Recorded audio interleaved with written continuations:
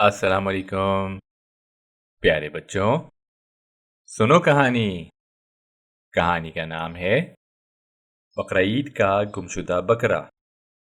کہانی لکھنے والے ہیں مظہر یوسف زئی۔ یہ کہانی ایک بچے کی ہے جسے ایک گمشدہ بکرا ملتا ہے۔ ہمارے محلے میں ایک لڑکا رہتا تھا، اس کا نام گلشیر تھا۔ گلشیر بہت ایماندار لڑکا تھا۔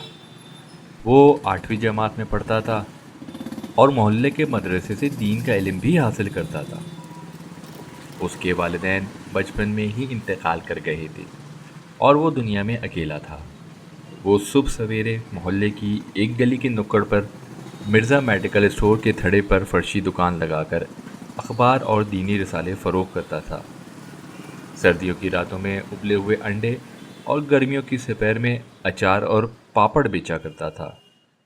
اس سب محنت کے باوجود بھی اس کے حالات ایسے نہیں تھے کہ وہ بقرعید پر قربانی کر سکے۔ گلشیر کی دلی تمنا تھی کہ اس کے ہاں بھی قربانی ہو، مگر اس کی یہ خواہش آج تک پوری نہ ہو سکی تھی۔ محلے میں جہاں بھی کہیں قربانی ہوتی، گلشیر پہلے سے ہی وہاں پہنچا ہوتا۔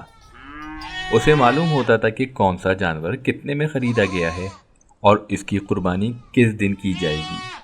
وہ جانتا تھا کہ بقرعید پر اللہ تعالیٰ کی راہ میں بڑی سے بڑی قربانی دینے کا عزم کر کے جانوروں کو ذبح کیا جاتا ہے۔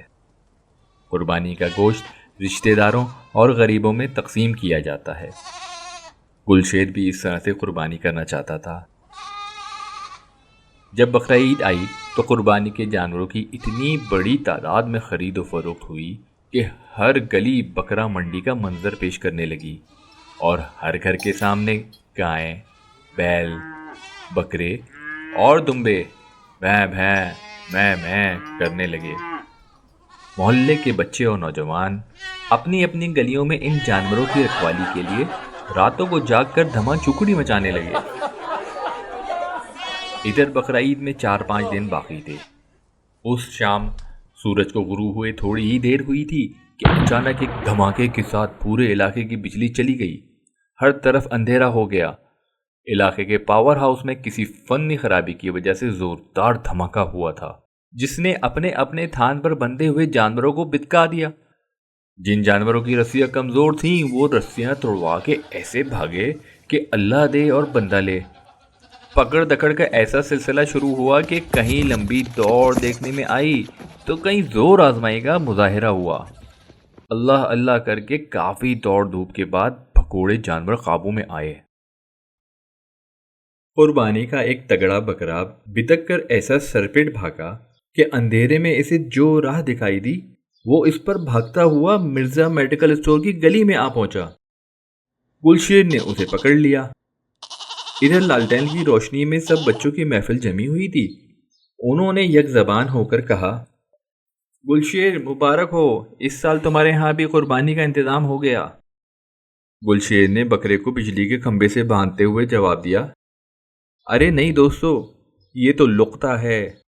لقطہ آپ جانتے ہوں گے کہ اس چیز کو کہتے ہیں جو کہیں گری پڑی پائی جائے اور اس کے مالک کا علم نہ ہو، اس کے مالک کا پتہ نہ ہو، یا کسی کا گمشدہ جانور کسی شخص کو مل جائے تو ایسی چیز کو لقطہ کہتے ہیں۔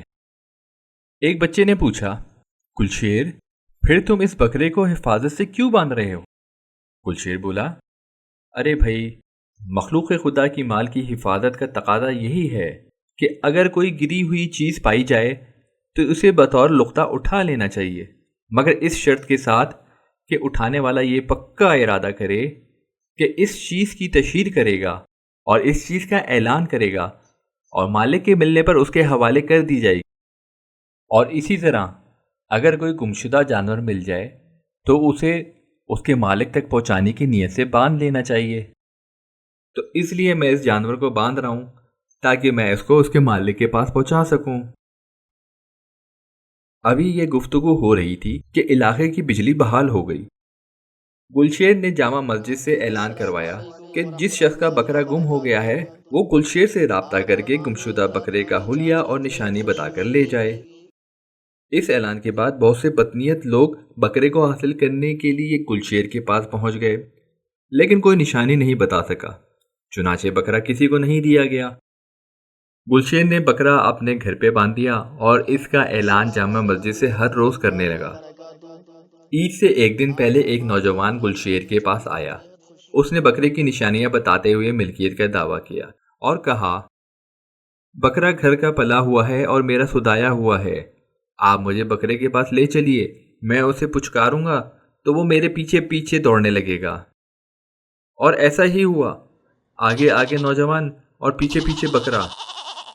چنانچہ بکرا نوجوان کے حوالے کر دیا گیا اور گلشیر کی یہ ذمہ داری پوری ہو گئی۔ بقرہ عید کا دن آ گیا۔ بقرہ عید کی نماز ادا کرنے کے بعد ہر گلی اور تقریباً ہر گھر کے سامنے قربانیاں ہونے لگیں۔ پیشہ ور قصائیوں کی بن آئی۔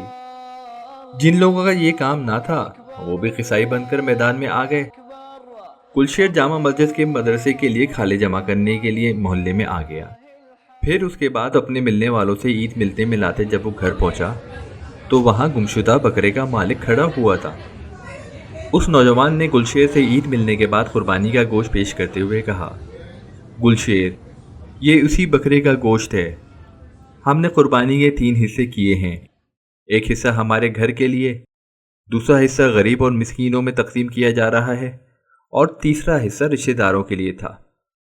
میں ایک حصہ آپ کے لیے لے کر حاضر ہوا ہوں، آپ یہ حصہ قبول کریں۔ گلشیر نے مسکراتے ہوئے قربانی کا حصہ قبول کیا اور اللہ تعالیٰ نے اسے اس کی نیک عمل کا انعام دیا۔ کہانی ختم۔ پیارے بچوں، کہانی پسند آئی تو اس چینل کو لائک کریں، شیئر کریں، سبسکرائب کریں اور میرے ساتھ جڑے رہیں۔ یہ کہانی جنوری 2007 میں رسالہ ہمدرد نونہال میں شائع ہوئی۔